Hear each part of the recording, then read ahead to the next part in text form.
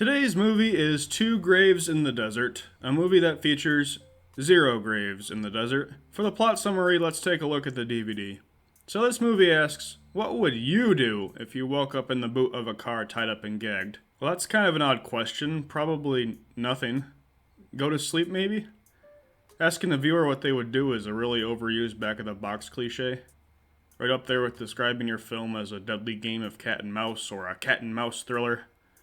Anyway, let's read. When Eric wakes up, tied and gagged in the trunk of a pickup truck, it's instantly clear that he's been kidnapped, and he quickly discovers he's accompanied by a young woman, Blake, another hostage. Well, yeah, it must have been quick. How could he miss her? They're stuck in a trunk together. Could this be worded any clunkier? Neither can recall how they ended up in this dire situation. Well, that's just lazy writing. And together they desperately try and get any help they can. Okay.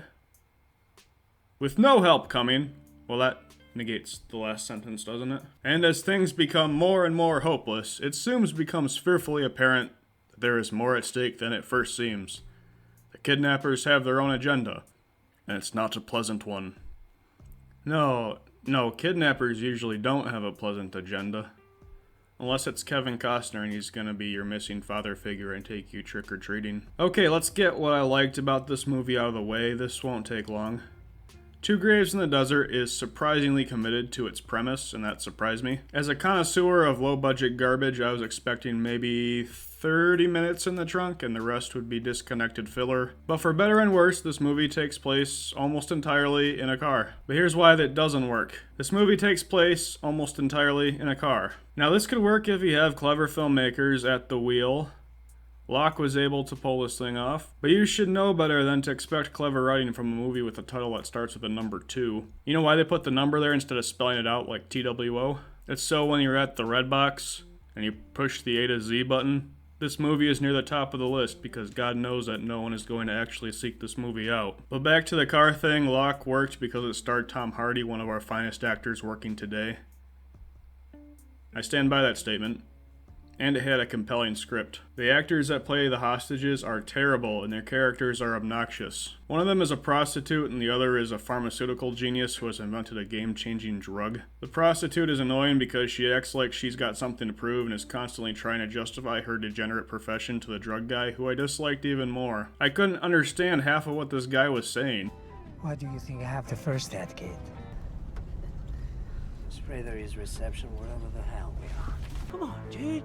You go to Blondie, you excuse yourself. I'm normally really good at getting through bad English. I didn't have a problem hearing what John Turturro was saying in the Jesus Rolls last month like some people did. 4 out of 10 movie, by the way. But his lines were mumbled and incomprehensible. I feel bad for this criticism. It's not the actor's fault so much as it is the director's. The kidnappers are Michael Madsen and Billy Baldwin, and they're old pros that gave much better performances. They played old angry drunks, so I don't think they really had to act much. But their characters were unforgivably stupid. They kidnap these two, they leave a gun back there for some reason, and even tell them how to find it. How could that help anything? We have this argument that the filmmakers must have thought was really clever because they show it twice. One of them thinks that Samuel L. Jackson was in Titanic, and the other is arguing that there weren't any black people on board, and it's just cringe-worthy writing that smells like a film student that just watched Pulp Fiction for the first time. So I'm rating this one a 2 out of 10. As bad as this movie was, I wasn't going quite that low until the ending, which I'm going to spoil now, not that you care. Okay, here we go. So the prostitute is pregnant and Billy Baldwin thinks it's his kid. Michael Madsen also thinks it's his kid. They get in a fight and Madsen kills Baldwin and then the prostitute kills Madsen. The drug guy is dead at this point and the prostitute walks off into the desert alone. Now the twist ending is that the prostitute did the not safe for work thing with the drug guy and the baby is his. But how the heck does she know it's his? It could belong to Baldwin, Madsen, or anybody. Guess it's a woman's intuition. Furthermore, if they've met before and gotten cozy enough to make a baby, why don't they remember each other? Did they both have Guy Pearce and memento disease? Okay, yeah, this movie was terrible, and I highly recommend not watching it. Unless you really want to see Michael Madsen drink his own urine, then go ahead. Also, stay far away from me.